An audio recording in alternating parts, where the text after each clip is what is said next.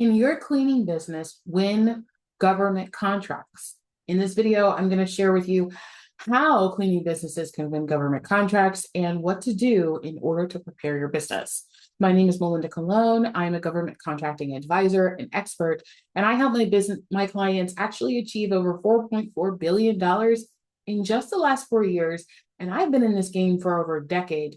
So I want to give you advice on what to do to really grow your business this year.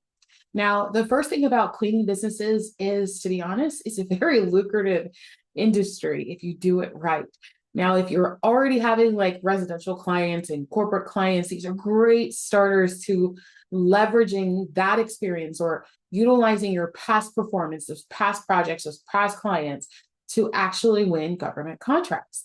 To be honest, it's actually an understated position because every facility, every building needs to be cleaned. Every single state, local and federal building, all your courthouses, your civil houses, your police offices, all of them need to be cleaned. And there is a government contract associated with those. So knowing that they're everywhere, and this is an opportunity for you to actually advance and grow your business exponentially. Let me just first step back a little bit and share with you how this actually works. Like, how do you actually take advantage of what's already out there for you to win? Not like your, let's say residential or corporate clients, they have a specific budget or an idea of what it should be. So oftentimes they'll ask you for your price before they'll accept it. And the great thing about government contracts is that they'll already tell you what they need, the specific scope of work, and there are ways to actually look at past wins or past awards to see what they're actually going to willing to pay you. Now, these contracts can range from a one-off project to multi-year contracts. Like, imagine what that can do to your business where you have stability for several years, 2, 3 years, even longer. This is a game changer for your business. This isn't something to sleep on here. But where do you start? Like, what do you do first? Now, I just have a few notes here written down, and you would set up your business the same way like any other government contractor would set up. You would go to sam.gov and make sure that you're incorporating or filling out the registration, reading the FAR regulations, and just preparing your business as you would to do business with any other business. You're going to submit a proposal and pricing for any opportunity that you're interested in. Now, the cool thing is that you can start even in your state, in your city, where you actually are located to start winning government contracts. And if you want to go federal, you can do that too.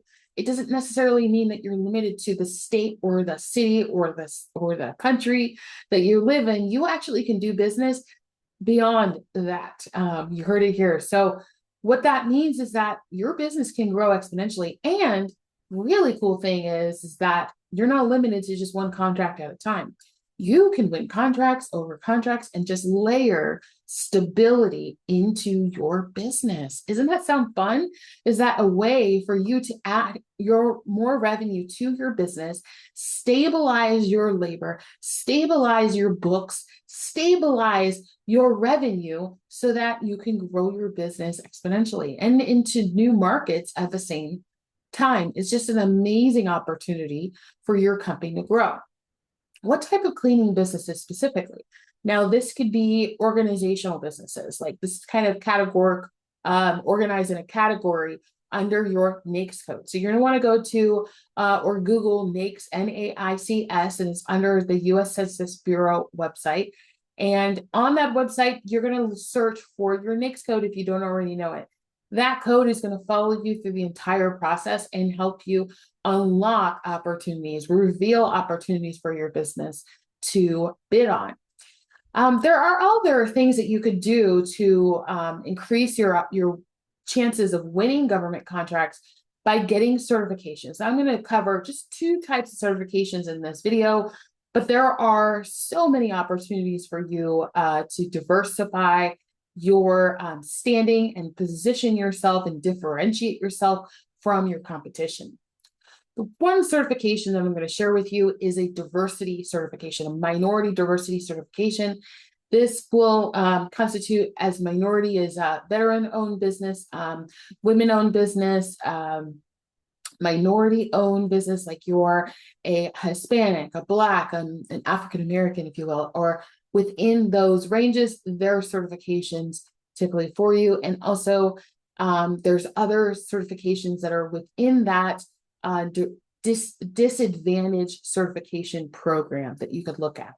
The second type of certification that I'll share with you today is actually the 8A. I'm not going to talk too much about the hub zone, but the 8A is a great business development program. It's actually ran by SBA. So the Small Business Administration runs this program. It is a great opportunity for you to get your feet wet, to get registered and apply, and also have set asides or set contracts that are put aside for your business to win. Now, you don't need to do this, but it is definitely an advantage that you might want to look into.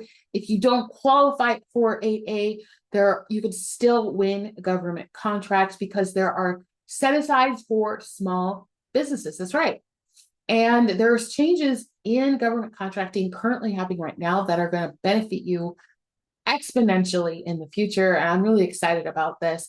But for right now, what you could do is just start doing some research, finding out what opportunities are available to you. And then you're going to just kind of consider which ones are going to be the best fit for your business. Now, there are some more steps that I want to share with you, specifically my GovCon sales strategy, which is the blueprint that has unlocked $4.4 billion for my clients. And this strategy is, bar none, one of the best strategies out there, other than actually building relationships with the government. This includes that, and it also helps you know how to submit proposals, like what to put in a proposal, how to not waste and spend hours and hours and days and months on a proposal, but actually prepare them in less time and more strategically using AI. So powerful. And then the other element of our blueprint is the strategy element, which is truly how everything is connected, from setting up and getting registered in government contracting all the way through tracking and increasing your win rate. Win rates are so powerful because the better you are at submitting, the better you are at pricing, the better chances you have of being on their speed dial. Like, there's nothing like having a government client call you and ask you for your expertise in your advisory, ask you to come in and actually develop or deliver services to them. That is the best thing when it doesn't necessarily need to go out to your competitors in a form of an advertisement. So cool. So I want to recommend those two certifications with you. So here are some keywords that you're going to want to do some search. And you can go search on usaspending.gov. This is a really easy website to navigate through. You're going to search for opportunities. You can use your NAICS code. And if you want to filter through, you can look for janitorial services, cleaning services, specifically custodial services. Like, actually use those keywords to refine your search. It's going to show you specific agencies that buy those services and how much they spend on a fiscal year. So what I typically recommend for my clients to do is to look at the last 3 to 5 years of the spending. So across 3 to 5 years on average, and then year to year, to see what those trends are and see how you can add a revenue stream into your business. I want to also give you a ninja trick just to share with you. You're not going to just look at open opportunities or open advertisements. The reason why is because a lot of advertisements have already passed. And you want to start to pay attention to those that have already passed, because there's actually cleaning services that are providing those services right now. And you can do your research, find out what they're doing, how they're doing it, what they're pricing at. And that way you can prepare yourself for the next time that contract comes out so that you're positioned to win.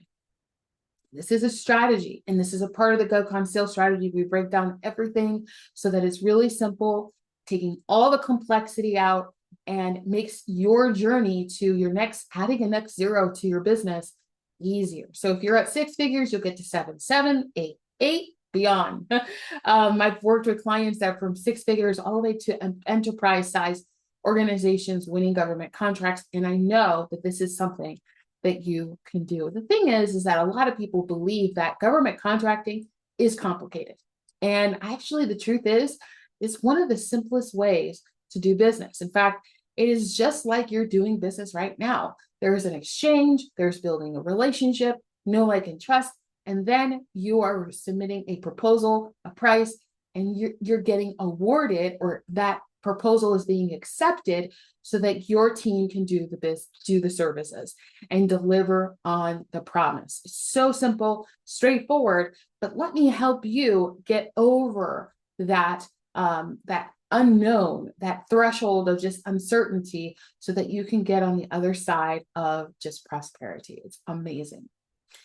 Now, so here's some key elements of what to put in your winning proposal. You're going to want to include your past performance and references. So if you haven't started collecting that already, you start collecting that now. This is a great opportunity for you before you start doing bidding for contracts, is to actually start putting together, organizing past performance. Your past performance should indicate the term, specifically the scope of work, and if you have teams, specific team members that worked on those projects, or specific service accounts, and also references. So references can be in different forms. It could be on a letter, like a letterhead, or it could be in an email. Either way, it needs to be formatted so that it could be understood and it clearly define exactly that they're responding to the work that you did on a specific contract, project, service that you provided for residential or commercial. Also, you're going to want to include competitive pricing. There's a strategy to do that so that you're not, shooting yourself in the foot in terms of margins. You want to make sure you have healthy margins. So what your margins are now, typically they're about the same depending on your experience, your expertise, and the services and the value that you provide to the government. Compliance with contract requirements is going to be the killer. This is actually something that most small businesses don't do very well, and I'm going to just share with you some quick tips so that you can avoid mistakes in the future when you're preparing your government proposals. And your pricing is to do a compliance review. So your compliance review is checking through your response before you deliver it to make sure that you've answered all the questions properly, that they are within regulation, and that they are highlighting what matters most to the client. Now, there's spelling and grammar, like if you're dictating any of this or typing it yourself, you want to make sure that you are doing a spell check and grammar check, because they actually, I had several government agencies, specific procurement officers and contracting officers, who have said to me, and I've heard them say this on panels, that they actually will take off points if there is not clarity in the proposal, meaning that they will take off points, and they want to describe specifically what it is. So I'll tell you right now, they want to take off points for if you have spelling errors, if there is a page count misnumbering. Like if you say you go from page 1 to page 4 and there's no 2 and 3, and for not following directions, say they specifically request it to be on 10-point font, Times New Roman, and you don't follow those directions. Instead, it's Arial at 8-point font. They take points off. It's actually considered disqualified. Sometimes they will disqualify you and throw your proposal out. Sometimes they will actually just kind of, depending on that specific agency, they'll kind of give you a warning and opportunity to fix it, correct it, and then resubmit. I would not even try to attempt to get to that point, because that's your first impression. You want to make sure that you're following directions. And this is what they said about that. They said that they will take points off because this proposal is a reflection of how they do business. So you want to make sure that that is your best foot forward, because they're going to actually judge you based off your proposal and your price bid. So you want to make sure that you're taking the time and being really diligent to cross all the T's, dot all the I's, make sure that everything is in place so that you can establish a good relationship and also really just gain their trust as you are an expert for what you do. Okay, if you're interested in learning more, or if you would like to see how you can start winning government contracts or increase your win rate, I have an upcoming event called the GovCon Millions Masterclass. I would love for you to be there. I'm inviting you to be there. Click the link down below to register. This is an opportunity for you to just get really, really crystal clear and know exactly how to just dive right into government contracting today. So it's a really powerful thing. And I don't want you to delay, because delay only causes fear and anxiety and overwhelm and stress and just more questions. Let's go ahead and address all of that. Make sure that you have a clear sight for the future and you can make money moves that you truly desire. Thank you so much for being here, and I'll see you in the next video.